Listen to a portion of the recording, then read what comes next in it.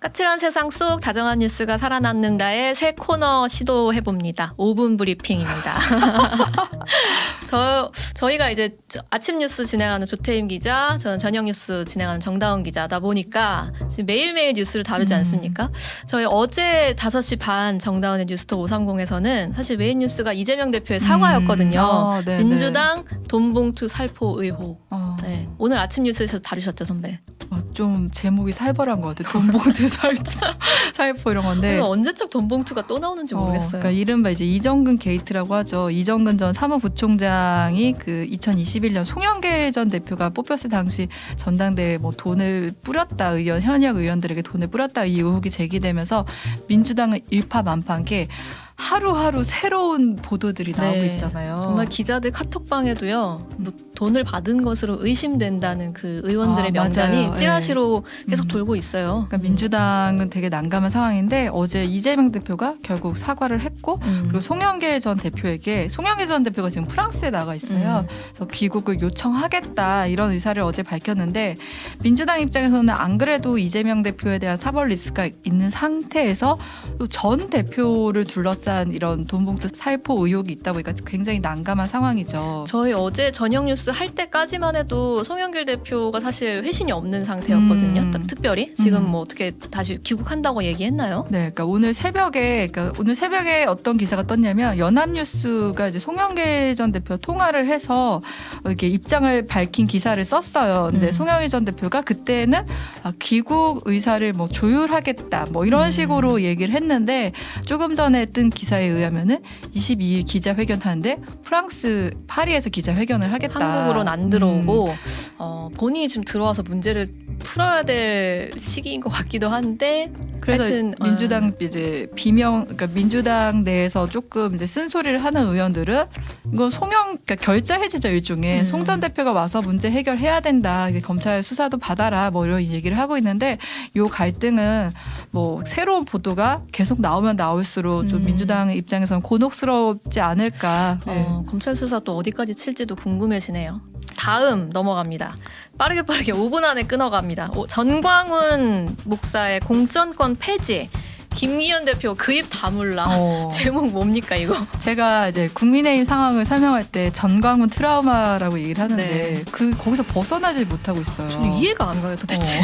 그러니까 전광훈 목사가 계속 국민의힘을 향해서 너네 그렇게 하면 안 된다. 내가 뭐 어떻게 했는데 이런 식의 발언들을 계속 하는데 어제 전광훈 목사가 뭐 기자회견을 하겠다고 했어요. 주말에 그랬죠. 그래서 이제 국민의힘과 뭔가 관계를 결별을 끊겠다. 선언한다. 그런 식으로 예고가 됐는데 아니 웬걸 오히려 공천권 폐지하고 당원들에 의한 뭐 경선을 할 수 있도록 해라. 뭐 그리고 버르장머리를 반드시 고쳐주겠다. 그리고 전 국민적 당원 가입 운동을 하겠다. 이런 얘기를 한 거예요. 그럼 이게 무슨 얘기냐? 내가 국민의힘에 지분이 이만큼 있고 앞으로도 계속 지분 행사를 하겠다. 나의 영향력이 얼마만한지 보여주겠다. 이런 거거든요. 그러니까 이제 김기현 대표가 황당무계하게 짝이 없다.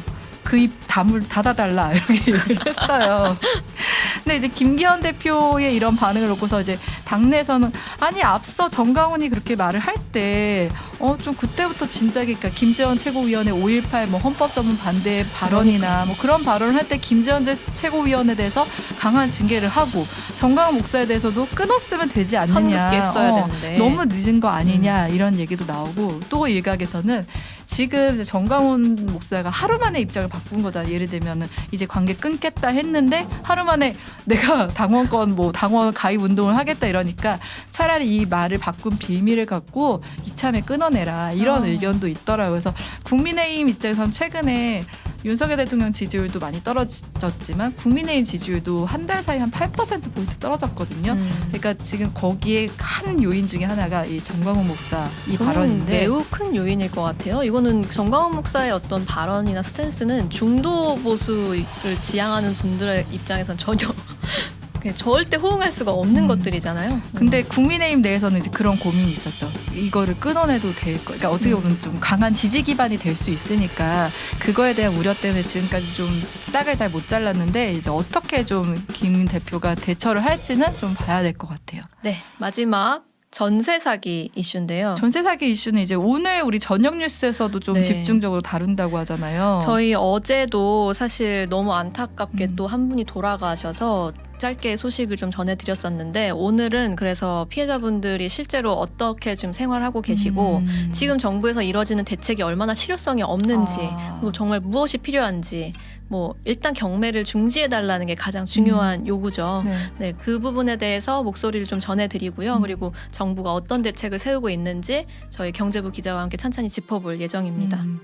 그다음 이제 마지막으로 하나 짚어볼게. 저는 이제 아침 뉴스 팀에 있으니까 새벽에 미국이나 이제 외국 유럽에서 들어온 소식들을 바로바로 전해야 네. 되는데 오늘 새벽에 하나 우리에겐 좀 안 좋은 기사가 떴어요. 미국의 이제 전기차 보통 다 전기차 보조금 계속 우리나라에게 악재다 이런 얘기 있었는데 전기차 보조금 대상을 발표를 했는데 16종을 발표를 했는데 거기에 현대차, 기아차가 포함되지 않았어요. 그러니까 사실 우리 입장에서는 되게 악재죠. 근데 이게 어느 정도 예상은 됐던 바여서 그리고 우리와 경쟁을 하는 다른 나라, 일본, 독일 같은 경우도 다 이제 제외됐기 때문에 그래요? 예상했던 바긴 한데 이게 내년 되면 또 다른 조건으로 적용이 된다고 하거든요. 한미 정상회담 앞두고 윤석열 대통령의 최대 과제 중에 하나가 이 인플레이션 감축법이잖아요. 이걸 어떻게 해결해 낼지 그리고 우리가 그럼 내년에 조건을 적용할 때 어떤 유리한 조건이 적용될지 이런 것들이 이제 중요 과제라고 할 수 네. 있어요. 다정한 브리핑 5분 브리핑 여기서 마칠게요. 앞으로 여기 알람 시계 제공할까요? 그러게 뭐 모래시계 같은 거 좀 놔둬야겠다.